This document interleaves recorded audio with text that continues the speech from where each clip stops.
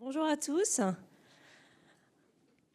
Alors, en cette troisième journée du salon du CIMI qui se réveille tout doucement à 10 heures, merci quand même d'avoir fait l'effort d'être présent ce matin.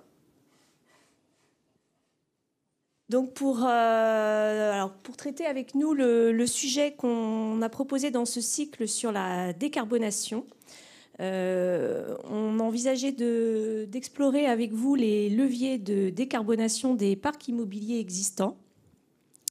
C'est un sujet qui, bien évidemment, est d'actualité, avec l'émergence d'obligations en la matière, qui sont les vôtres, selon la superficie du bâtiment, le secteur d'activité.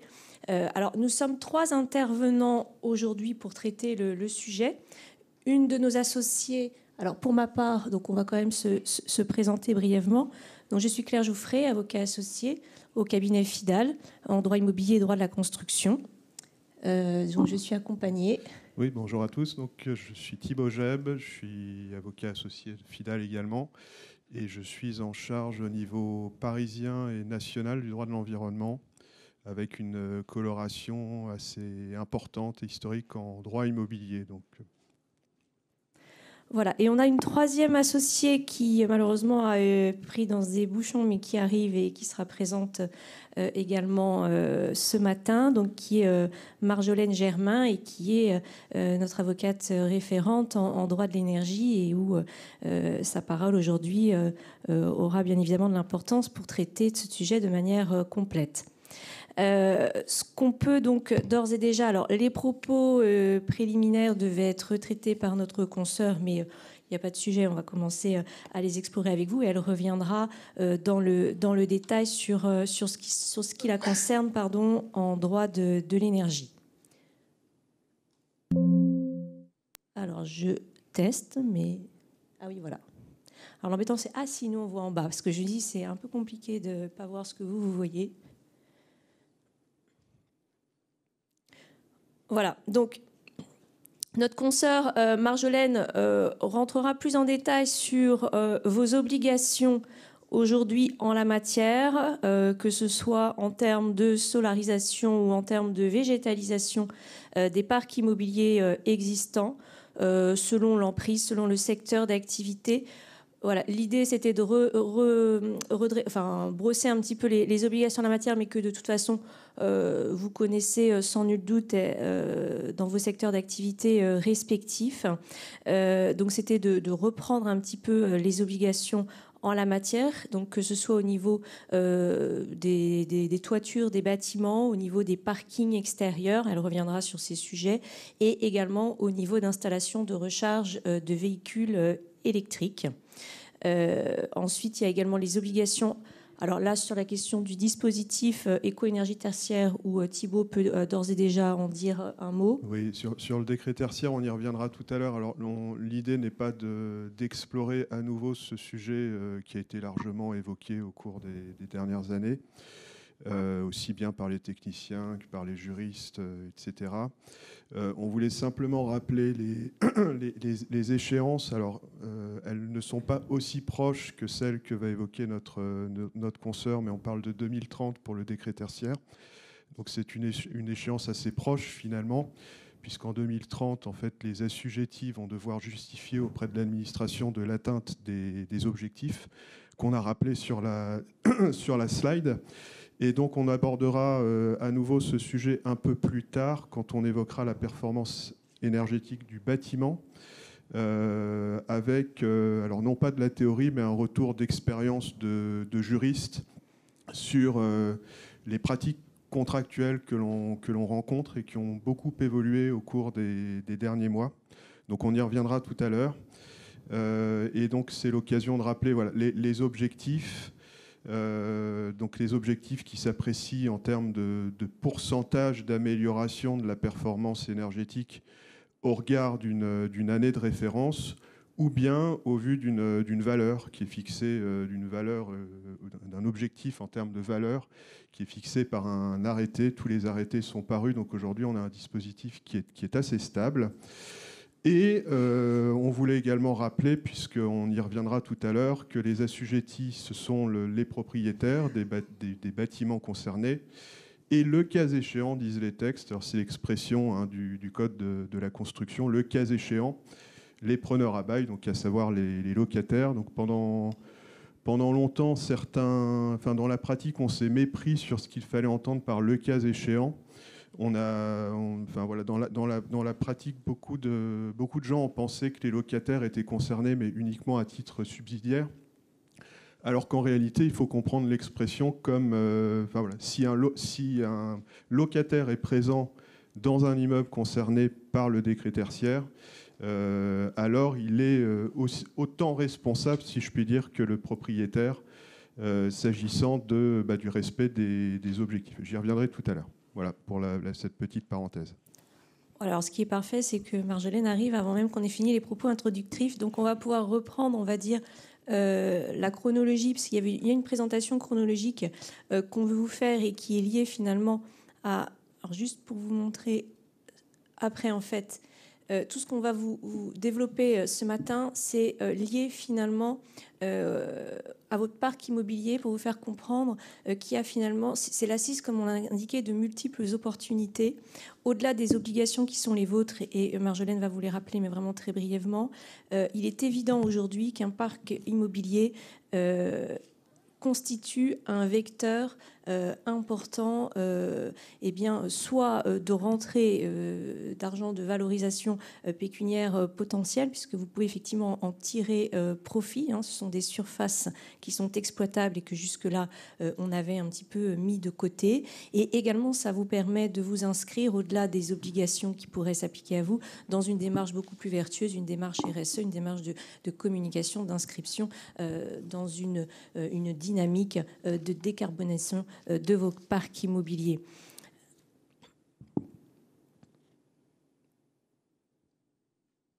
Tu veux que je reprenne du coup? Okay. On n'a pas eu bon. On t'a laissé, si on peut après du coup. Les obligations pour les bâtiments. Ok. Bonjour à tous. Navré pour ce retard qui, vous le verrez, donnera lieu à une anecdote tout à l'heure d'illustration de mon propos sur la recharge électrique. Voilà. La vie est très concrète des vrais gens. Donc, on vous a donc présenté, j'imagine, le contexte dans lequel on intervient, etc. Je vais donc revenir brièvement sur pourquoi on se parle aujourd'hui et pourquoi on a eu envie de vous parler des options que vous aviez en main et en quoi votre bâtiment pouvait être un outil utile et pas seulement finalement une contrainte de mise en place d'obligations qui sont imposées. Donc sur ces obligations, rapidement, vous devez sans doute les connaître très bien. Il y a effectivement de multiples obligations qui viennent se mettre en place à des échéances relativement courtes qui impliquent qu'on s'interroge sur comment est-ce qu'on va finalement les mettre en place de façon très concrète. Ces obligations sont de différentes natures. Elles sont liées à la surface des bâtiments et à leur utilisation, à leur usage. Donc, en gros, pour les bâtiments à usage de bureaux d'une surface supérieure à 1000 m², hors bureaux, c'est-à-dire tertiaires, commerciaux, inférieurs à 500 m², on a des obligations d'installation de panneaux solaires, donc de centrales photovoltaïques, ou de végétalisation, qui sont à des échéances un petit peu cadencées, 30% pour 2023, 40% pour 2026, 50% pour 2028, et qui nécessitent du coup de se demander comment est-ce qu'on va remplir ces obligations. Et plutôt que de le voir comme une contrainte, on s'est finalement dit qu'on pouvait aussi voir comme un atout, et de la meilleure façon qu'on pouvait avoir pour mettre tout ça en place, donc à la fois respecter les obligations qui s'imposent, et en même temps valoriser son bâtiment. Ça concerne les bâtiments et également leurs aires de stationnement associées finalement. Donc quand on a à la fois un bâtiment et une aire de stationnement, il faut aussi prendre en compte l'aire de stationnement du bâtiment. Merci Claire. En dehors des bâtiments, les obligations s'imposent aussi lorsqu'on a des parkings extérieurs, c'est-à-dire indépendamment du bâtiment. Là, on ne regarde plus le bâtiment, on s'interroge vraiment simplement sur sa surface de parking extérieur, simplement. Je ne vais pas détailler la slide puisqu'on a déjà un petit peu de retard et moi-même je suis arrivée en retard, donc je ne vais pas en rajouter. En revanche, je vais quand même vous signaler que ce qui est intéressant sur cette obligation-là, qui donc concerne le fait de devoir équiper ces parkings d'ombrières, vous avez dû les voir un petit peu fleurir partout sur les parkings extérieurs, on les voit dans les centres commerciaux. Quand on fait ses courses, il y a maintenant des ombrières qui équipent ces parkings extérieurs, ce qui est lié évidemment à la volonté de chacun d'aller vers une transition énergétique forte, mais aussi au fait qu'il y a des obligations qui sont de toute façon à mettre en place. On doit équiper 50% de ces parkings d'ombrières avec des panneaux solaires qui viennent s'asseoir dessus. L'obligation est quand même assez forte puisque ça suppose des investissements en raison de la surface qui peuvent être assez conséquents. Il y a donc un décret qui a été pris en fin de semaine dernière, le 3 décembre, qui vient décaler un petit peu l'échéance de mise en place de cette obligation de solarisation, pour dire ça de façon un petit peu synthétique, des parkings extérieurs. Donc quand vous avez un grand parking, c'est-à-dire supérieur à 10 000 m², l'obligation d'équiper à 50% ce parking d'ombrières photovoltaïques n'est plus pour 2026, mais pour 2028, sous réserve de justifier d'avoir déjà mis en place un certain nombre de démarches de contractualisation pour montrer qu'on est de bonne volonté et qu'on a bien l'intention de mettre en place cette obligation. Ce qui est intéressant sur ce décret, qui fait suite lui-même à un décret précédent d'il y a quelques mois, c'est qu'effectivement, les pouvoirs publics prennent conscience du fait que c'est délicat d'équiper ces panneaux sur des surfaces si importantes, en réalité, et d'avoir quelque chose qui soit à la fois efficace, concret, et qui puisse être mis en œuvre à échéance moins de 2 ans, finalement, moins de 3 ans. Donc, ce qui explique ce report. Voilà pour les obligations. Juste une remarque. Oui. Sur les parkings existants, qu'on a largement eu l'occasion de s'y pencher, nous, juristes, cette année, parce qu'on est face à un dispositif qui est extrêmement foutraque. Enfin, on est dans le code de l'urbanisme, dans le code de la construction. On est dans des lois, dans des décrets, dans des arrêtés. Aujourd'hui, on est face, tu parlais du décret de décembre, il y en a eu un autre en novembre. Oui. On est enfin face, en tout cas, s'agissant des parkings extérieurs, à un dispositif qui est stabilisé. On a tous les textes aujourd'hui qui sont sortis. S'agissant des parkings extérieurs, on était encore dans l'attente jusqu'en novembre des textes d'application de la loi. Voilà, chose faite. Donc aujourd'hui, on a une vision, une visibilité un peu plus claire, tout en étant face à un dispositif qui est très très compliqué dans la pratique à comprendre, mais voilà, qui est stabilisé aujourd'hui. Voilà. Une fois qu'on s'est intéressé à notre parking, à notre toiture, Claire vous l'a dit tout à l'heure, la prévention qu'on va vous proposer de prendre ensuite du sujet dans la suite de notre intervention, c'est vraiment de partir du toit pour descendre le long du bâtiment, arriver au sous-sol et à sortir par le parking et voir un peu comment on va faire de tout ça finalement un vecteur de transition énergétique et de façon de remplir ses obligations. Sur les IRVE, donc, installation de recharge pour véhicules électriques, il y a également des obligations qui sont finalement assez fortes, bien que plus anciennes, et qui viennent s'ajouter aux obligations de solarisation et végétalisation des bâtiments, et qui fait que quand on a un bâtiment avec un parking, eh bien finalement on a ce cumul d'obligations, d'équipements qui sont liés à la transition énergétique, à la mobilité durable. L'obligation est assez simple en termes de chiffres, si je puis dire. Quand on a un bâtiment non résidentiel, donc, voilà, qui a plus de 20 emplacements, on doit avoir au moins un point de recharge, qui doit en plus être accessible PMR, puisqu'on n'en a qu'un. Et ça, tous les 20 emplacements. Donc, si j'en ai 40, j'en ai 2. Si j'en ai 60, j'en ai 3. Et ainsi de suite. Donc finalement, à chaque fois qu'on a 20 places, j'allais dire c'est automatique, il faut avoir un point de recharge accessible PMR. Et ça vient se multiplier. Plus le parking est grand, plus on doit avoir de points de recharge.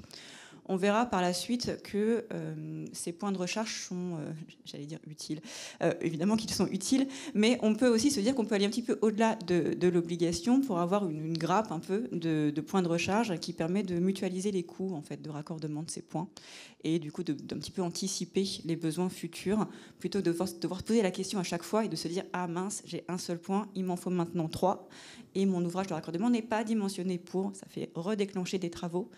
Et donc ça peut être intéressant quand on se dit qu'on est dans l'obligation d'avoir un point de recharge parce qu'on a plus de 20 emplacements, de se demander quel est en fait l'usage de mes usagers, l'usage de mon bâtiment en réel, et donc de combien j'ai besoin de points pour satisfaire la demande de mes usagers véhicules électriques qui viennent dans mon bâtiment, pour avoir tout de suite le bon dimensionnement, plutôt que de le regarder a posteriori pour constater qu'on n'a pas le bon dimensionnement réseau. Voilà ce qu'on peut dire là-dessus. Alors ça, Décret tertiaire, on en a parlé, on y revient tout à l'heure. Voilà. Donc, comme Marjolaine vous l'a indiqué, hein, l'idée c'est de descendre effectivement, de prendre... vas-y, je te laisse terminer ton propos introductif et puis je prendrai la suite. On a vu du coup qu'on avait plusieurs types d'obligations qui sont des obligations légales et réglementaires qui font que de toute façon on doit se poser la question de solariser son bâtiment ou de l'équiper en point de recharge pour véhicules électriques. On va donc, dans le déroulé, s'interroger d'abord sur ce que je fais de mon toit de bâtiment. Tous les bâtiments ont un toit et on peut toujours en faire quelque chose d'intéressant d'un point de vue équipement central photovoltaïque, production d'électricité. On verra ensuite qu'on s'intéresse aussi à l'enveloppe du bâtiment et à son contenu. Là, ce sera vraiment la partie de Thibaut. On descendra donc après au sous-sol avec nos histoires de recharge électrique et de où est-ce qu'on les met, comment et pourquoi. Et on ressortira sur le parking pour en fait faire tout à la fois. C'est-à-dire à la fois mettre des panneaux et des bornes de recharge. Et tout au long de cette intervention, mes deux associés compléteront mon propos qui peut parfois d'une part être incomplet, mais qui également va être complété d'autres visions puisque nous sommes complémentaires en termes de pratique, moi-même ne faisant que du droit de l'énergie, au sens strict du terme. On va commencer par le toit, c'est tout à fait logique, on est tout en haut, on a une vision panoramique. Qu'est-ce que je fais de ce toit ? Je vais le valoriser, c'est de la surface qui potentiellement ne me sert pas à grand-chose à part me couvrir de la pluie et du vent. Puisqu'il se trouve que j'ai donc des obligations qui vont s'imposer à moi, je dois m'intéresser à ce toit. Et qu'est-ce que je fais avec ces panneaux solaires qui viennent potentiellement me casser les pieds puisqu'ils nécessitent un investissement à faire. C'est long, il faut prendre des opérateurs qu'on ne connaît pas. C'est un sujet qui est un petit peu, on n'est pas familier avec en fait. Ce sujet des panneaux solaires, on ne s'improvise pas comme ça, se dit-on, producteur d'énergie. Enfin, finalement, ce n'est pas notre métier. C'est vrai. En réalité, on peut aussi le voir quelque chose de façon constructive et de se dire, en fait, c'est super, je vais devenir producteur et je vais consommer ce que je produis. Ça peut avoir l'air un petit peu complexe, comme ça, quand on le dit, qu'on va devenir producteur d'énergie. Ça l'est pas tant que ça, même si mon intérêt voudrait que je vous dise que c'est très, très, très complexe et que vraiment, il faut être super accompagné pour faire ça. Alors, c'est le cas, mais finalement, la mécanique commence à être bien rodée, puisque c'est quelque chose qui se, j'allais dire, démocratise, en tout cas généralise. Et donc, il y a maintenant des modèles, des montages sur lesquels on est habitué à intervenir et qui font que tout ceci devient tout à fait concret et tout à fait possible. Produire, pourquoi faire ? Produire pour consommer, en fait, tout simplement. Je vais mettre des panneaux sur mon toit pour consommer l'énergie produite. Moi, sur mes parties communes, je vais éventuellement pouvoir l'attribuer à certains locataires quand c'est possible, à certains occupants. Je vais pouvoir l'utiliser pour mes fameuses bornes de recharge sur lesquelles je vais revenir. Et donc faire quelque chose de tout ça qui soit productif, constructif et qui permette de valoriser l'ensemble et ne pas seulement le voir comme un investissement un petit peu perdu ou très contraignant. L'autoconsommation, qu'est-ce donc ? Il y a deux formes d'autoconsommation, l'autoconsommation individuelle et l'autoconsommation collective, toutes deux encadrées par le Code de l'énergie. Je vous épargne les textes. Autoconsommer, finalement, c'est le fait d'être son propre producteur. Il faut qu'il y ait une identité entre le producteur et le consommateur. Celui qui produit, c'est-à-dire celui qui a les panneaux, qui les exploite en toute pureté. On verra après qu'on a des aménagements à ça. Doit être celui qui consomme. Le cas tout à fait classique que tout le monde a en tête, c'est Madame Michu qui met des panneaux sur le toit de sa maison. Elle est autoconsommateur en fait, Madame Michu. Elle a mis des panneaux, elle consomme l'énergie, elle fait l'autoconsommation individuelle au sens du Code de l'énergie. On peut le voir à beaucoup plus grande échelle, sur des bâtiments beaucoup plus importants, avec des surfaces plus importantes. Ça reste de l'autoconsommation individuelle, dès lors que les panneaux qui sont installés sur mon toit servent à alimenter mon point de livraison unique que j'ai pour mon bâtiment. Il y a une identité, producteur, consommateur. C'est ça qu'on va rechercher pour mettre en place de l'autoconsommation individuelle. Il y a des montages qui permettent de faire ça. Peu importe un peu la configuration d'occupation, on peut tout à fait mettre en place des mécanismes contractuels qui permettent d'acquérir, d'obtenir cette identité entre le producteur, celui qui met les panneaux, et le consommateur, celui qui occupe le bâtiment finalement. Dans des bâtiments qui sont plus grands, qui sont multiples, sur des sites industriels un petit peu plus larges, on peut parfois envisager l'autoconsommation collective. C'est-à-dire là, je vais avoir plusieurs potentiellement centrales photovoltaïques sur différents toits d'immeubles, ces immeubles étant détenus potentiellement par des personnes différentes, représentant donc à la fois des producteurs et des consommateurs différents. De tout ça, on peut faire une opération d'autoconsommation collective, c'est-à-dire mutualiser toute l'énergie produite pour la consommation de l'ensemble des consommateurs, peu importe qu'ils ne soient pas dans le même bâtiment. Le périmètre, c'est 2 km. et on va mutualiser l'énergie produite. Ça, c'est fantastique. On a l'impression comme ça de vraiment faire quelque chose de tout à fait plus grand que soi, finalement, et de mettre en commun une production sur des consommateurs multiples. C'est quelque chose qui se fait très bien. Elle nécessite la mise en place de ce qu'on appelle une PMO, peut-être entendu parler de ça, une personne morale organisatrice, qui peut prendre n'importe quelle forme et qui va venir affecter les volumes produits. On ne va pas détailler ça aujourd'hui, mais sachez que c'est possible et que dès lors qu'on a plusieurs bâtiments, avec plusieurs moyens de production, plusieurs consommateurs, c'est quelque chose qui est intéressant à envisager parce que ça permet d'avoir déjà un régime fiscal qui est intéressant et d'autre part de consommer ce qu'on produit sans avoir nécessairement à le revendre et donc qui nous évite une opération supplémentaire et qui aussi en termes de communication et de présentation de l'opération peut avoir du sens. On est vraiment sur une démarche qui est active. On parle beaucoup en énergie de participation active de la demande, du consommateur. On est vraiment là-dedans. Et en termes de communication, c'est quelque chose qui est intéressant au-delà de l'idéologie qu'on peut avoir de la thématique. Parfois, souvent même, l'investissement qui est représenté est important. Et donc on se dit mais moi je me lance pas là-dedans. C'est beaucoup trop lourd, c'est trop cher, j'ai pas les moyens, j'ai besoin d'affecter ça autrement. Je voudrais passer par quelqu'un d'autre, un opérateur en fait, qui va pouvoir venir mettre les panneaux, les exploiter, investir, et moi je consomme et je suis content avec ça. Tout à fait. Non seulement c'est vrai qu'on est content avec ça, mais en plus c'est possible. Ça s'appelle le dispositif du tiers investisseur, qui est prévu par le Code de l'énergie, qui prévoit qu'on peut faire appel à un tiers qui va investir, exploiter, sans pour autant renoncer à la qualification d'autoconsommation individuelle. Il y a des mécanismes qui permettent de faire ça en appliquant cet article, le L315-1 du Code de l'énergie. On fait porter l'investissement par un tiers, on met en place des contrats, donc Claire pourra vous parler, qui permettent de maintenir l'identité entre le consommateur et le producteur, et donc d'être considéré comme de l'autoconsommation, ce qui a un intérêt philosophique d'une part, mais surtout fiscal, et aussi d'utilisation de l'énergie en termes de tarification interne.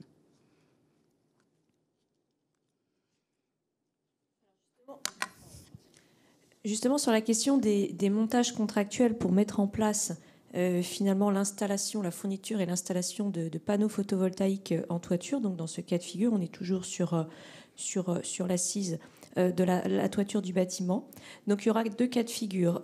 Donc là, Marjolaine vous a indiqué la possibilité de recourir à un tiers investisseur lorsque pour vous le portage financier est trop important, ou la possibilité, si vous avez la capacité de financement, de gérer vous-même l'intégralité de cette prestation de fourniture et pose. Donc finalement, les montages contractuels qui vont être mis en place vont dépendre de ces deux cas de figure. Soit vous avez, en tant que propriétaire du bâtiment, la capacité de financer directement ou par le recours à un crédit bancaire, mais en tout cas sans recourir à ce tiers investisseur, vous avez la capacité de financer la prestation de fourniture et pose de panneaux. Et bien dans ce cas-là, le montage contractuel va correspondre à ce qu'on a l'habitude de pratiquer lorsqu'on fait réaliser des travaux sur son bâtiment, c'est-à-dire que vous allez concrètement et juridiquement souscrire des marchés de travaux avec un prestataire spécialisé en énergie renouvelable qui viendra fournir et poser la centrale photovoltaïque en toiture. Donc juridiquement, ça relèvera de la qualification de marché de travaux.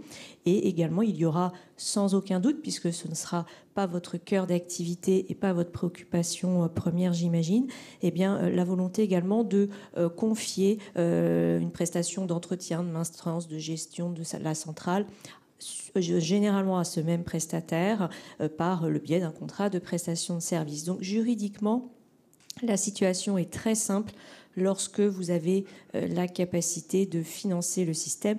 Tout se complique, mais ça c'est pareil dans tous les domaines. Lorsqu'on a besoin des autres, ça commence à se compliquer au niveau des montages. Donc lorsque effectivement vous aurez besoin de recourir à un tiers investisseur qui va porter le poids financier de l'installation jusqu'à son amortissement finalement pour vous, dans ce cas-là, ça va complexifier le schéma pour venir poser les panneaux, puisque cet tiers investisseur qui va, lui, avoir un investissement certain, aura 2 impératifs pour sécuriser son intervention. Tout d'abord, son premier impératif, ça va être que vous lui mettiez à disposition la toiture des bâtiments, bien évidemment, pour pouvoir intervenir. Et son deuxième impératif, ça va être de conserver pour lui la propriété de la centrale jusqu'à son amortissement. En termes de garantie, c'est évident.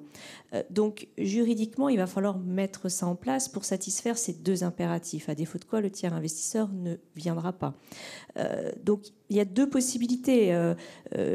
Vous avez pas mal de prestataires d'énergie renouvelable qui vous proposent un bail civil ordinaire sur l'assiette d'implantation de la toiture du bâtiment.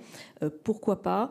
Dans ce cas-là, ces mécanismes nécessitent de prévoir une clause, on va dire, ça se complique un peu juridiquement, mais une clause d'accession différée à la propriété du système photovoltaïque en fin de bail, puisque en matière immobilière, il y a le principe de l'accession immobilière. Tous travaux qui sont réalisés dans votre bâtiment par quelqu'un deviennent de facto votre propriété. Pour éviter ce fait-là, eh bien, ce fait juridique, eh bien, on prévoit une clause d'accession différée, c'est-à-dire que vous ne deviendrez propriétaire des panneaux qu'à la fin de ce bail, de sorte que le tiers investisseur, pendant toute la durée d'amortissement, en conserve la propriété. Et sur le bail civil qui doit être concédé au niveau de la toiture du bâtiment, c'est un bail de longue durée, puisque ce bail va porter pendant toute la durée d'amortissement, donc ça va être en général à peu près une quinzaine d'années, même bien plus.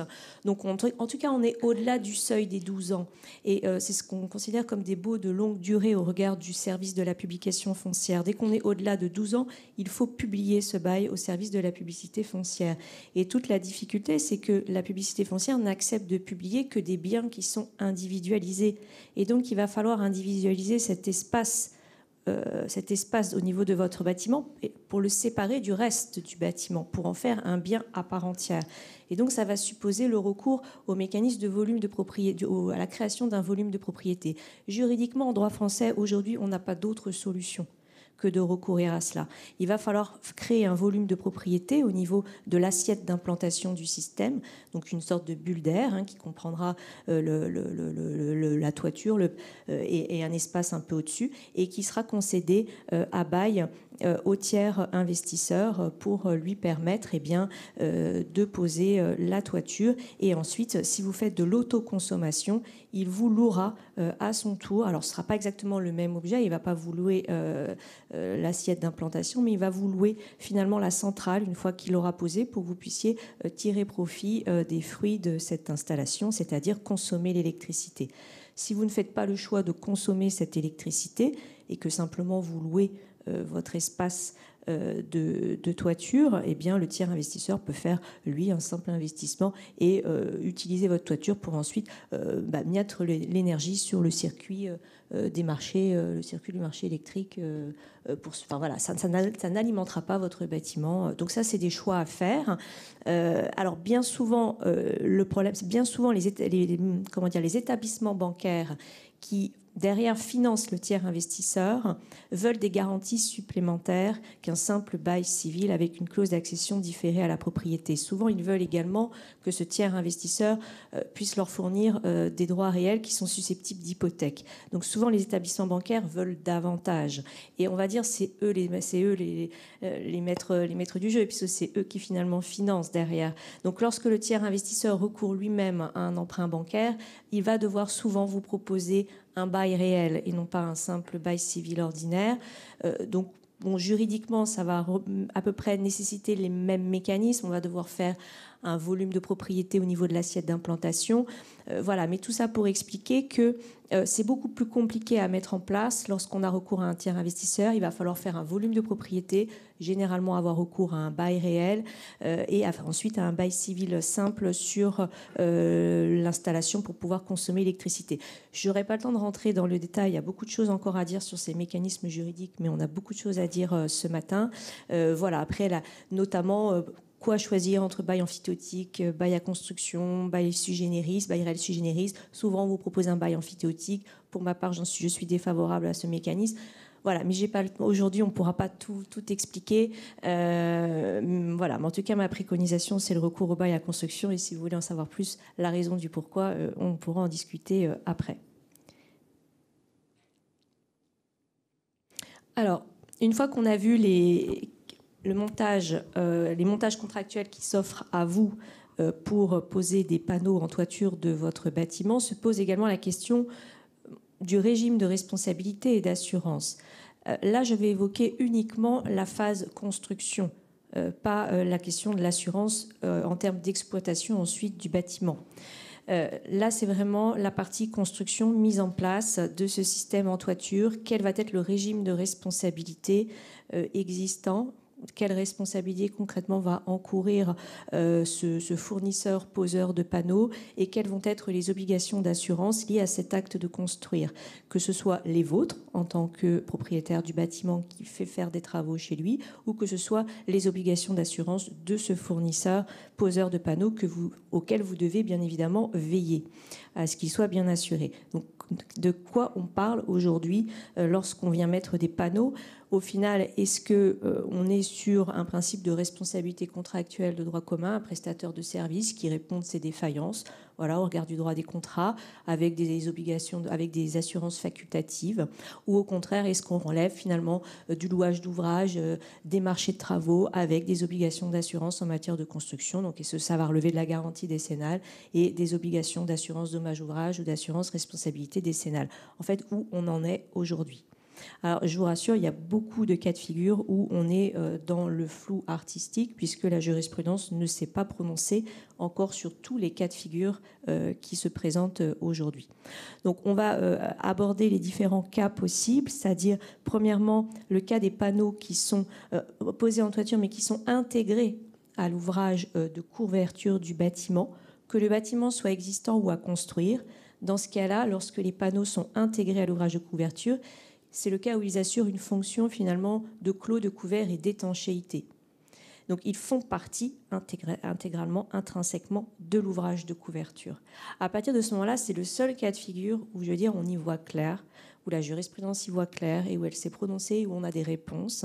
Ce cas de figure, bien évidemment, il est incontestable et là je vous apprends, j'imagine, rien. On est face, bien évidemment, à un ouvrage au sens de l'article 1792 du Code civil. Si vous refaites votre toiture qu'elle a des panneaux, bien évidemment, vous réalisez un ouvrage au sens de cet article du Code civil qui est l'article siège du droit de la construction et ce ne sera pas un simple élément d'équipement qui viendra être posé.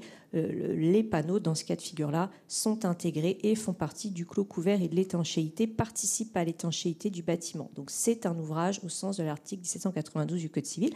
Les conséquences, là, elles sont assez classiques, on les connaît. Bien évidemment, dans ce cas-là, cette prestation de fourniture et de pose des panneaux va relever des garanties constructeurs et notamment de la garantie décennale et non pas de la simple responsabilité contractuelle de droit commun.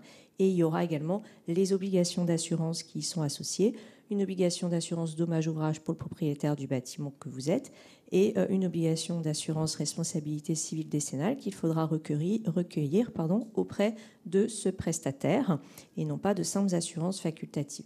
Alors on pourrait se dire pourquoi dans ce cas-là, pourquoi ne pas évoquer l'exclusion, le bénéfice d'une exclusion d'assurance obligatoire prévue dans le Code des assurances pour les ouvrages ayant une seule fonction de production d'énergie. C'est vrai que le Code des assurances prévoit que lorsqu'un ouvrage, au sens de l'article 1792 du Code civil, a pour seule fonction la production d'énergie, il peut être exonéré de l'obligation d'assurance obligatoire. Le problème, c'est que là, vous êtes face, dans notre cas de figure, à des panneaux qui sont intégrés à l'ouvrage de couverture et donc finalement qui ne font pas que produire de l'énergie, ils ont une fonction bâtimentaire. Donc ce cas d'exclusion ne va pas trouver à s'appliquer. Et donc dans ce cas de figure-là, c'est garantie décennale et obligation d'assurance. Alors, cas des panneaux qui sont posés en surimposition sur la toiture du bâtiment. C'est là que on est face à un maquis de la jurisprudence également lacunaire, non exhaustive, qui ne s'est pas prononcée sur tous les cas de figure, une doctrine qui sont en plein, j'allais dire, tirage de couette. Finalement, personne n'arrive à s'entendre. Sur ce point-là, alors, le cas, finalement, on va devoir détailler lorsque les panneaux sont posés en surimposition sur la toiture et donc ne participent pas à l'ouvrage de couverture du bâtiment. Il va falloir distinguer selon qu'il s'agit d'un bâtiment à construire ou d'un bâtiment existant. Là, est-ce qu'on vient finalement poser les panneaux en surimposition sur un ancien bâtiment existant ou est-ce que finalement on intègre les panneaux en surimposition dans le cadre d'une opération globale de construction. Lorsqu'on est dans le cadre d'un bâtiment à construire, opération globale de construction, il y a une doctrine majoritaire qui se dégage et qui considère que lorsqu'on vient poser les panneaux en surimposition, il s'agit d'éléments d'équipement dissociables au sens donc des dispositions du Code civil, éléments d'équipement dissociables dans le cadre d'une opération de construction globale. On retombe du coup sur l'éligibilité à la garantie décennale et l'obligation d'assurance, dommage-ouvrage pour le bâtiment, pour le maître d'ouvrage et responsabilité civile décennale pour le prestataire. Alors, il faut également parler des cas d'exclusion au niveau du Code des assurances pour, à mon tour, les exclure. C'est-à-dire qu'il y a à nouveau un cas de figure qui est prévu par le Code des assurances, toujours pour les ouvrages qui ont pour seule fonction la production d'énergie, qui peuvent du coup ne pas être dans l'obligation de souscrire des assurances DO et assurances RCD.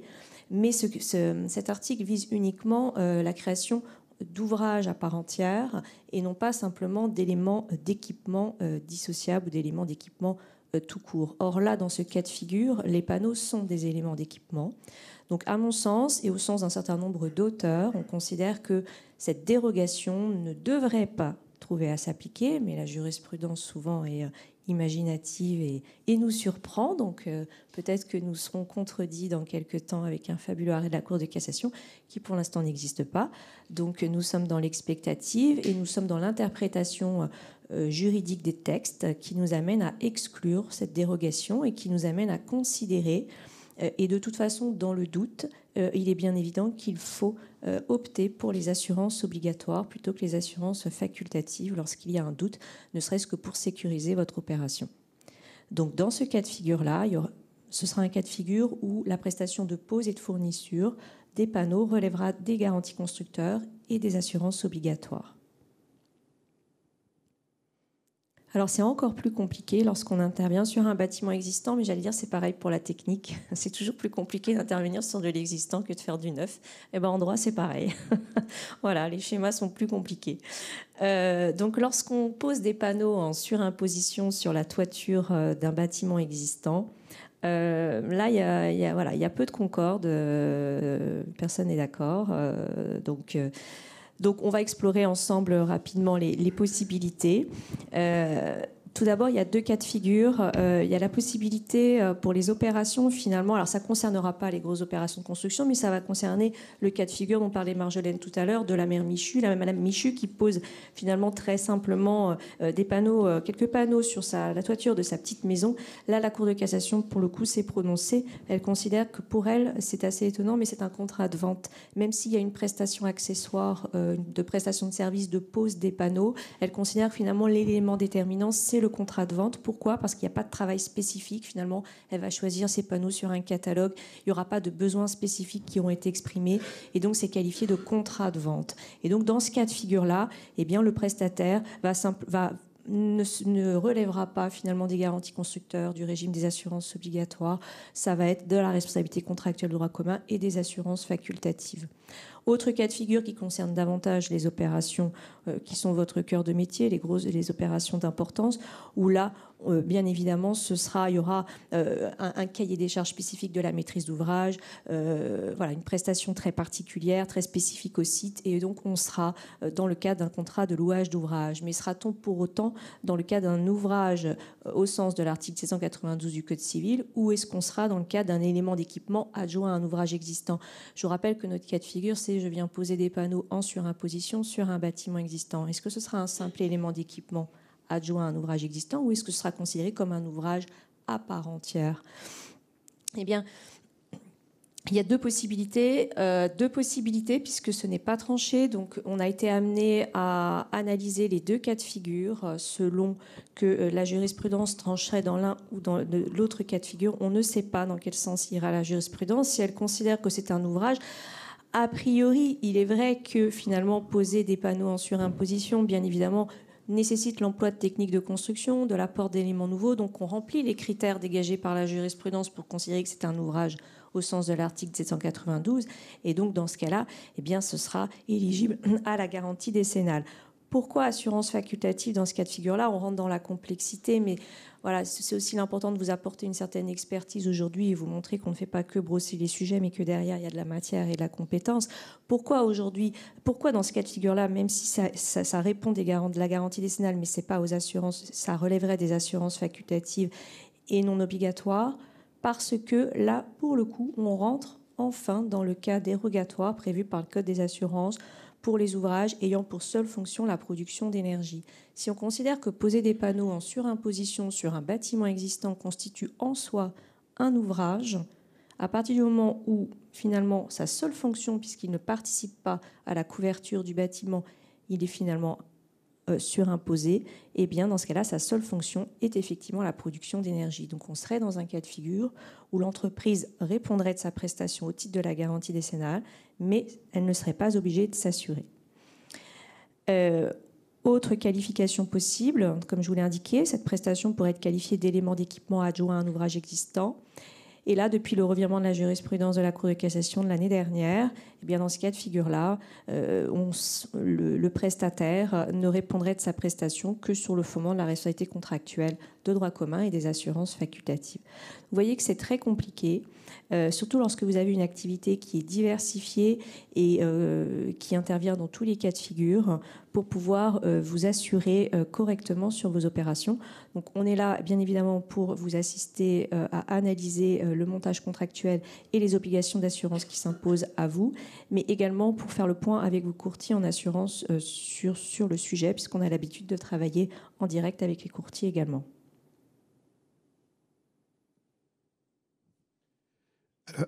Alors, on va aborder maintenant la performance énergétique du bâtiment à proprement parler. Et je reviens, ça me permet de revenir sur le dispositif éco-énergie tertiaire, dit décret tertiaire. Je veux bien que tu t'avances, s'il te plaît. Donc, on a rappelé tout à l'heure les objectifs de performance énergétique qui ont été fixés par les textes.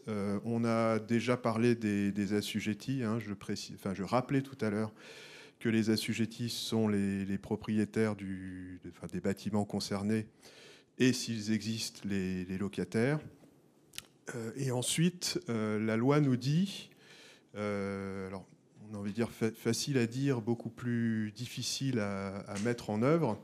La loi nous dit en substance que, voilà, une fois qu'elle a posé le principe que les assujettis sont les propriétaires et les locataires, la loi nous dit, vous allez vous arranger, vous, parties concernées dans un bail, vous allez vous arranger entre vous pour atteindre les objectifs. Et la loi n'en dit finalement pas beaucoup plus. Donc ce qui a plongé tous les acteurs un petit peu dans la perplexité. Et donc, il y a eu les premières échéances que tout le monde a à l'esprit. Hein. Les premières échéances du décret tertiaire, c'était les échéances déclaratives. Il a fallu se déclarer auprès de l'administration pour que celle-ci puisse contrôler le moment venu. Donc on parlait de la première échéance de 2030.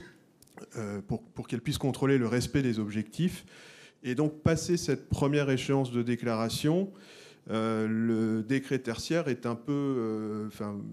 un peu été oublié dans la pratique, mais on y revient, nous, praticiens, de plus en plus à l'occasion de la rédaction des renouvellements de baux, de la conclusion des baux commerciaux.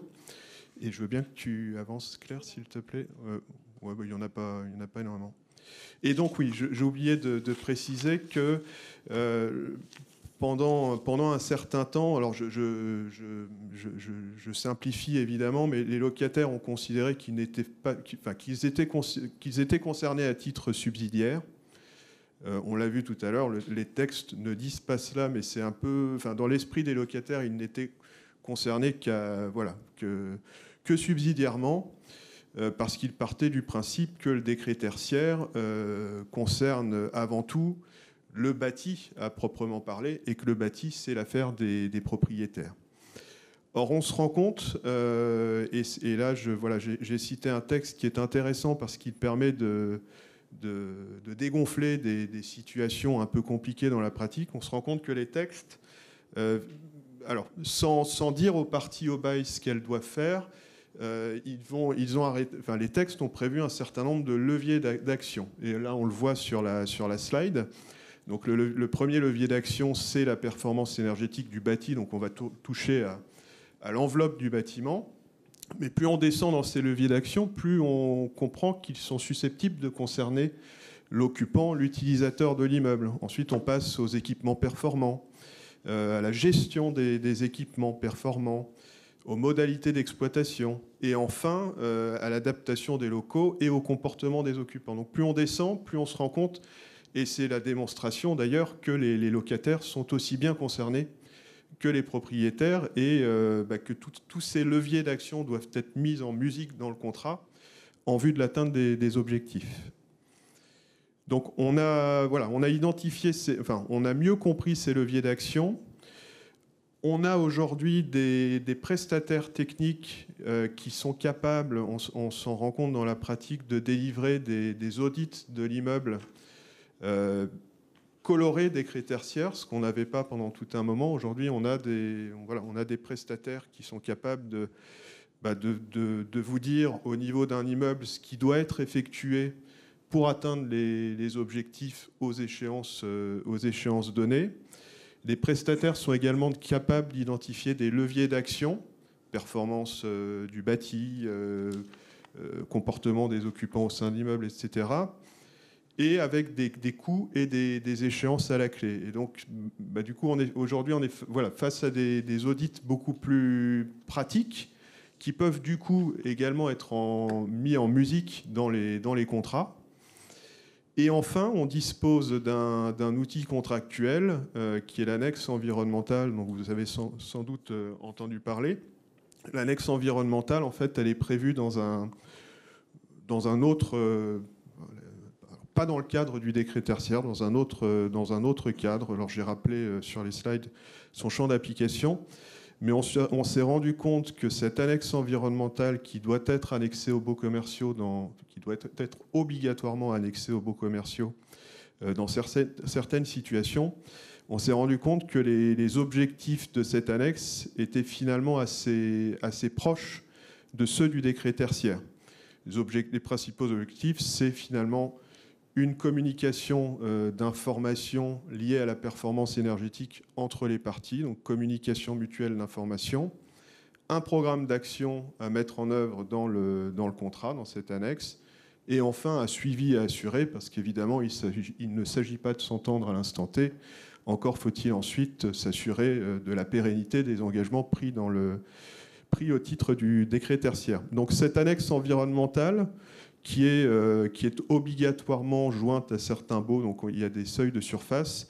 Finalement, on en profite quand elle a vocation à être annexée au baux, à y insérer tous les objectifs du décret tertiaire, et voir, les parties, on le rencontre aussi, peuvent avoir le souhait de l'annexer spontanément à leur bail commercial, même si on n'entre pas spécifiquement dans son champ d'application.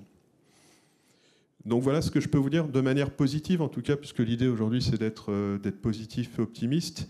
Mais aujourd'hui on arrive à rédiger des contrats beaucoup plus précis qu'avant sur le sujet du décret tertiaire, puisque pendant toute une époque on se contentait de dire, on avait l'échéance de déclaration en tête, et pour le reste on renvoyait à des discussions ultérieures.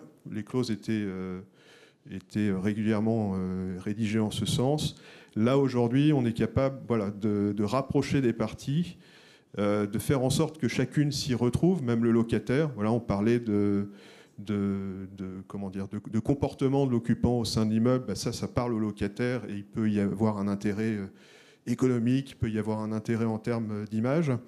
Donc voilà, aujourd'hui, quand tout se passe bien, on arrive à rapprocher des parties sur la base de concret et sur la base d'éléments pérennes, puisqu'on arrive à faire en sorte aujourd'hui dans les contrats que les engagements puissent être maintenus, si je puis dire, aux échéances fixées par les textes. Alors, on a vu la toiture, on a vu le bâtiment. On va maintenant descendre au sous-sol pour reparler à nouveau des IRVE, infrastructures de recharge pour véhicules électriques. Donc, on est parfois contraint d'installer des bornes de recharge, mais on est aussi parfois pas contraint et on répond simplement à un usage. C'est là où je vais placer mon anecdote, puisqu'effectivement, l'usage a du sens. Donc, j'ai moi-même une voiture électrique, voilà, familiale. Et donc, hier soir, mon époux a fait un trajet important sans me prévenir, si je peux dire. Bon, il a le droit. Il rentre. Je vais faire quelque chose, j'ouvre la voiture et je me rends compte qu'il reste 8% de batterie. Et que donc, très clairement, je ne pourrais pas venir à Porte-Maillot ce matin avec 8%, habitant à 150 km d'ici. Et là, j'aurais aimé vouloir recharger ma voiture dans mon immeuble, plutôt que de devoir sortir à minuit, charger ma voiture au fin fond de ma ville, et donc ce matin, devoir faire le même trajet à pied à une heure tout à fait indécente. Bien, donc tout ça pour dire qu'il y a un vrai usage de la borne de recharge et qu'on doit se poser la question de quoi mes occupants ont besoin. Ils ont besoin de recharge pour leur voiture électrique. Quand on parle recharge pour IRVE, il y a deux questions qui reviennent souvent. On est souvent saisi de deux types de questions que je vais aborder ici. Je crois qu'il ne reste pas beaucoup de temps, donc je vais faire rapide pour qu'il y ait aussi un peu de place pour les questions éventuellement. Il y a donc deux grands types de sujets. La première question qui est très souvent posée et qui est complètement légitime, c'est « Ok, j'installe une borne de recharge dans mon sous-sol. Je vais offrir ce service à mes usagers pour diverses raisons, diverses motivations. Et le réflexe, c'est « Ah non, mais je ne peux pas, puisque moi, je ne suis pas opérateur d'énergie, en fait. Je ne suis pas fournisseur. Mais qu'est-ce donc que l'activité de recharge ?» C'est une question qui a longtemps été posée, qui a fait l'objet de débats pendant une dizaine d'années sur est-ce que je suis ou pas fournisseur dès lors que j'offre un service de recharge à quelqu'un. C'est-à-dire que je permets à un usager de venir recharger sa voiture. Est-ce que quand je fais ça, est-ce que je suis fournisseur d'énergie et donc est-ce que je dois être autorisé, puisque l'activité de fourniture d'énergie est réglementée, il faut une autorisation. Ça a été tranché, c'est maintenant codifié dans le Code de l'énergie, c'est très clair, l'activité de recharge de véhicules électriques n'est pas une activité de fourniture d'énergie, c'est une prestation de service. Quand je permets la recharge d'un véhicule électrique, qui n'est pas forcément le mien, je ne suis pas fournisseur d'énergie, je suis prestataire de service de recharge, et donc je ne suis pas soumis aux obligations du Code de l'énergie, OL 333-1, qui prévoit que pour acheter et revendre de l'énergie, il faut être fournisseur. C'est très clair, il n'y a plus de débat là-dessus, je fais donc une opération de service uniquement. Ce qui permet d'envisager ça beaucoup plus sereinement et de se dire qu'on va donc mettre des points de recharge dans son sous-sol. La seconde question qui va être abordée là maintenant et qui est souvent posée, c'est « Ok, très bien, je vais installer une borne de recharge, ou plusieurs, en fonction de mes obligations et des besoins de mes occupants. Comment est-ce que je la raccorde ? Parce que je ne vais pas la poser là comme ça, elle ne va pas fonctionner. Il faut la raccorder au réseau de distribution, réseau public de distribution, pour qu'elle soit alimentée en électricité, que je puisse ensuite venir brancher mon véhicule. C'est une thématique qui est désormais encadrée, qui fait l'objet de débats et d'évolutions. C'est un sujet qui n'est pas stable. Il faut l'avoir en tête lorsque vous allez entamer des démarches pour équiper vos sous-sols ou vos parkings extérieurs de points de recharge, puisque les textes évoluent dans le bon sens, notamment dans un sens favorable à la prise en charge financière de l'investissement. Raccorder les IRVE, je fais comment ? Je veux bien celle d'après, du coup, merci. Je le fais soit de façon directe, soit de façon indirecte. Qu'est-ce qu'elle vous raconte, Marjolaine ? Elle vous dit que quand on installe une maison individuelle, c'est assez simple finalement, tout le monde voit bien comment on fait, on construit sa maison et on va tirer un câble entre sa maison et le réseau public qui passe devant chez soi sur la voirie. Ça va. Je peux bien sûr faire ça pour ma borne de recharge. C'est-à-dire, je mets ma borne de recharge en limite de voirie, j'appelle le gestionnaire de réseau, qui est dans 95% des cas Enedis, qui va me dire « Mais très bien, il vous fait une proposition technique et financière de raccordement, il tire un câble, vous êtes raccordé, ça fonctionne, c'est fantastique ». C'est pas toujours possible, parce qu'en fait, souvent, quand on est en sous-sol, notamment, on est loin du réseau et on n'a pas forcément intérêt à déclencher un câble qui va rejoindre le sous-sol à la voirie extérieure, qui va nous coûter un bras, passez-moi l'expression. On n'a pas forcément envie d'engager ce type de travaux. Le code a prévu qu'il était possible de raccorder indirectement sa borne de recharge. C'est une dérogation, une exception qui est prévue pour les infrastructures de recharge pour véhicules électriques. Au lieu de raccorder directement ma borne à la voirie, qui va donc en faire un objet autonome d'un point de vue réseau, je peux en fait tirer une ligne entre mon compteur de bâtiment et la dite borne, qui va donc faire que la borne est raccordée indirectement au bâtiment et n'est pas donc raccordée directement au réseau public de distribution. Ce sont des solutions qui sont moins coûteuses, qui sont plus rapides et qui permettent malgré tout d'avoir un décompte de l'énergie, puisqu'il y a des prestations complémentaires qui peuvent être sollicitées auprès du gestionnaire de réseau de distribution, qui permettent de compter l'énergie de façon isolée. C'est vraiment un cadre qui est particulier pour les bornes de recharge. Parce que sinon, bien entendu, le gestionnaire de réseau n'est pas très favorable au raccordement indirect, parce que ça le prive de la maîtrise directe des raccordements. Mais pour faciliter le déploiement, qui est un objectif, le déploiement des IRV est un objectif au niveau national et européen d'avoir une couverture à 2030 qui soit correcte. Il y a donc des dispositifs techniques spécifiques qui sont mis en place pour accélérer ce déploiement. Le raccordement indirect en fait partie. Je fais une petite précision ici. On entend beaucoup parler des colonnes horizontales et du préfinancement des bornes de recharge par Enedis. C'est un dispositif qui existe, mais uniquement pour les bâtiments à usage d'habitation.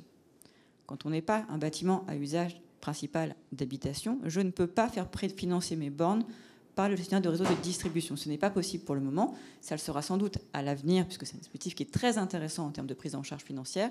À ce stade, pour les bâtiments qui ne sont pas à usage d'habitation, ce n'est pas possible. Ce dispositif n'est pas ouvert pour le moment. Voilà, je pense qu'on a fait Alors, le effectivement, tour. On va essayer du coup de terminer en étant... s'il est 11h. Alors, on va bien évidemment terminer notre dernier point quand même sur les parkings.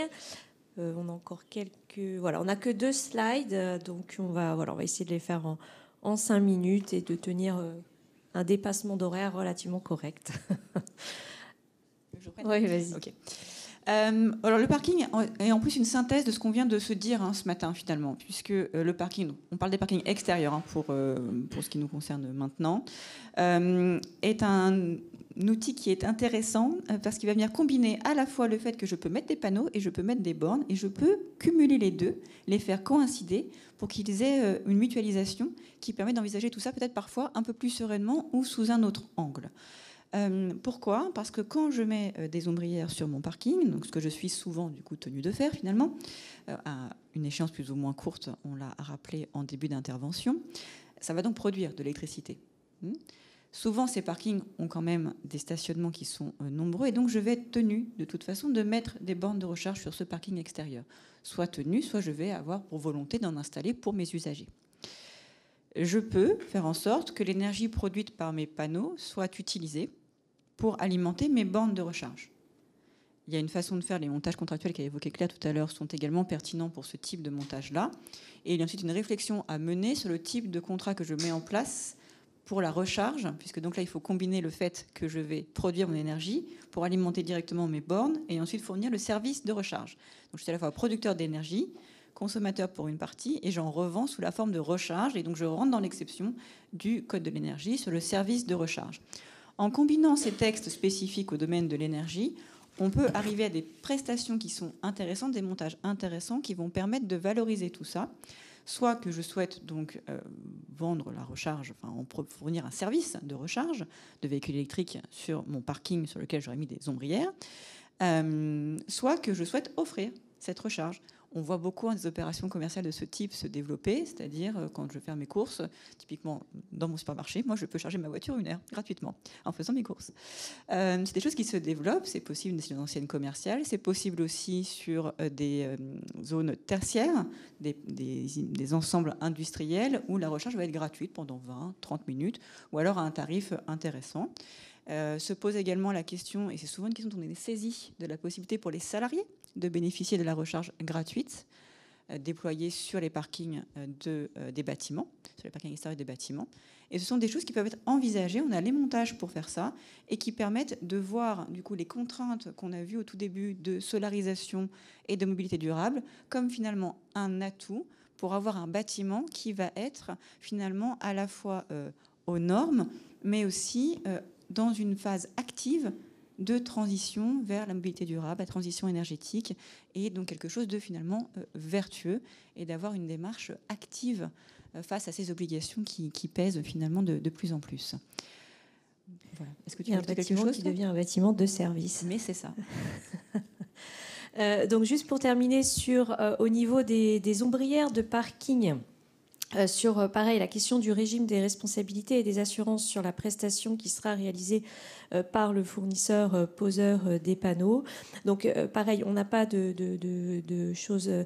position très claire de la jurisprudence sur ce point, mais il est important d'anticiper pour savoir finalement quelles assurances doivent être souscrites lorsque vous vous lancez dans ce projet d'ouvrage.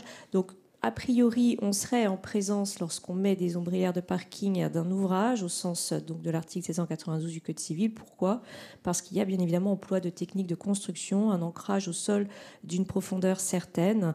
Ça avait été jugé déjà en ce sens pour les constructions modulaires. Donc ça devrait également être le cas pour les ombrières de parking. Donc la prestation de fourniture et pose relèvera des garanties constructeurs, garanties décennales. Ensuite, pour la question de l'assurance, c'est plus compliqué selon que le parking sera existant ou que les ombrières viendront s'installer dans le cadre d'une construction neuve d'un parking ou donc viendront s'installer sur un parking existant. Ce qui est certain, c'est que l'ombrière, n'ayant pas pour seule fonction la production d'énergie, mais assurant également une protection, bien évidemment, contre le soleil et les intempéries, ne devrait pas bénéficier de l'exclusion de l'obligation d'assurance. Donc ensuite, il faut faire la distinction selon que le parking est existant ou qu'on est dans une construction neuve. Là, bon, voilà, je vous renvoie au détail. Je ne sais pas si on a le temps un peu plus complexe selon qu'on serait dans un cas d'assurance obligatoire ou d'assurance facultative. Il est bien évident que dans le doute, en cas de doute, il faut opter pour les assurances obligatoires. Hein, voilà, je vous apprends rien.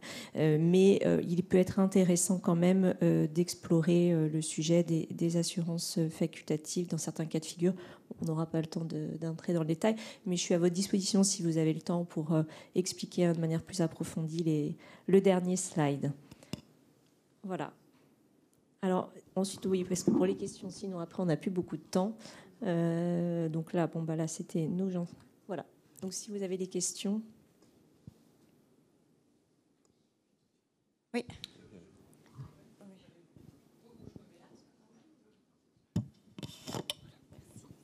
Très chanteur. Donc je vais me rasseoir du coup parce que je ne sais pas chanter. Bonjour à tous, je suis Alison Leflem, société Euro Disney. J'ai deux questions vraiment focus sur la partie toiture pour le coup, une plutôt macro, une plutôt micro. Sur l'aspect macro, vous avez présenté en introduction le fait qu'il y avait deux potentiels sur l'ombrage des toitures, soit les panneaux photovoltaïques, soit les toitures végétalisées. Vous n'avez pas du tout développé la deuxième partie. Je me posais la question, est-ce que c'était parce que vous n'avez pas eu le temps ou parce que le business model n'est pas si intéressant que ça ou parce que la réglementation française finalement et la jurisprudence ou l'habitude oriente davantage sur les panneaux photovoltaïques? Ça, c'était ma première question. Et la deuxième question, vous n'avez pas parlé des surfaces pour les toitures. On a dit 1000 m² ou 500, enfin 1000 m². Mais il me semblait avoir compris que c'était 30% de la surface des 1000 m². Et cas d'école, on le vit chez nous. Les 30%, est-ce qu'on parle de la surface totale plancher ou est-ce qu'on déduit de cette surface les cheminements, les équipements techniques et du coup, ce ne serait que 30% sur la surface restante disponible de la surface totale. Voilà. J'espère avoir été claire. Merci.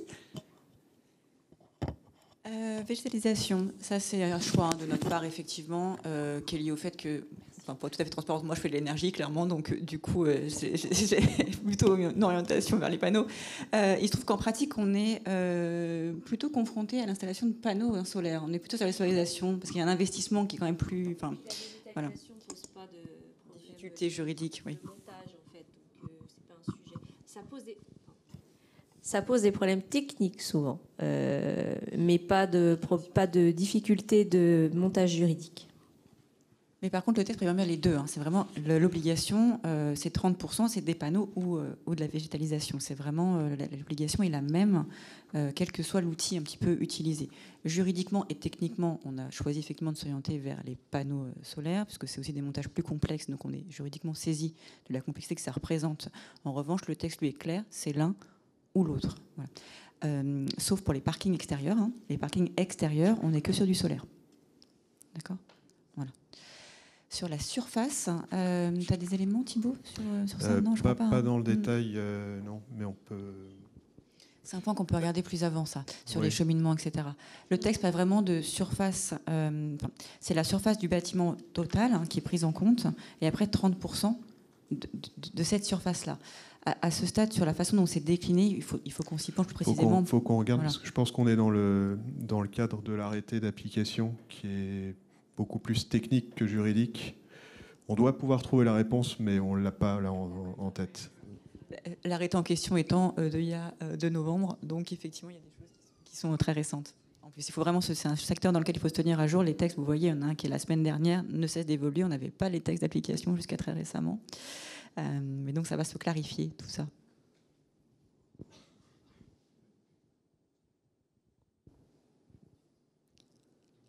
Oui.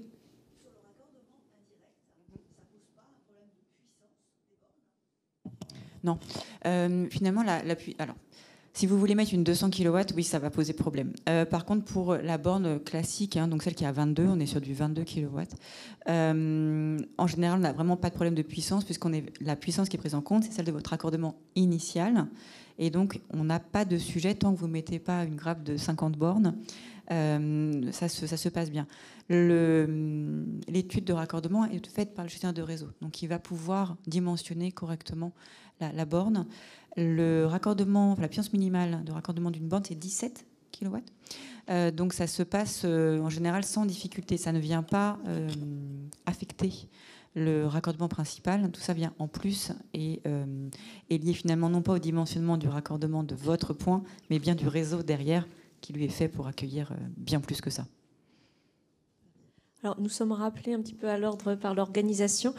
Nous restons bien évidemment à votre disposition pour terminer les questions, de répondre à vos questions à l'extérieur. Si vous le souhaitez, on doit libérer la salle pour la conférence suivante. En tout cas, merci de votre présence, de votre attention. Beaucoup.